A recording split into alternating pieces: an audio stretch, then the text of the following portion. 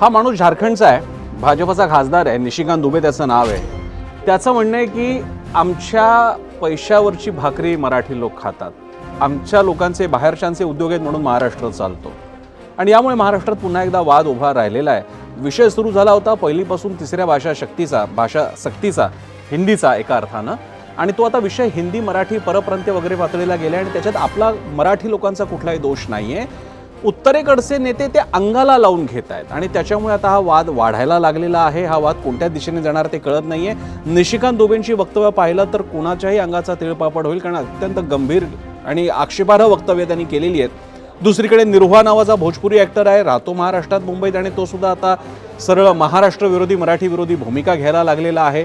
या सगळ्या काळात बाहेरचे ॲक्टर मुंबईतून भूमिका घेत आहेत, मात्र महाराष्ट्रातले फार कमी कलाकार स्पष्टपणे मैदानात उतरलेले आहेत भूमिका घेऊन. या सगळ्या गदारोळात नेमका हा वाद कोणत्या दिशेने चाललेला आहे, काय होणार आहे याचं.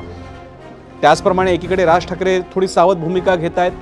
उद्धव ठाकरेंनी या विषयाला अगदी अंडरप्ले केलेले, ते म्हणतात निशिकांत दुबेचं काही फार महत्त्व नाही आहे.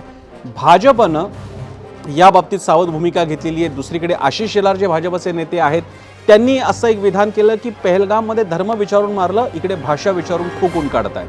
आणि त्यामुळे आता या भाषा विषयाचं नेमकं होणार काय, ही आपली चर्चेची मुख्य लाईन आहे.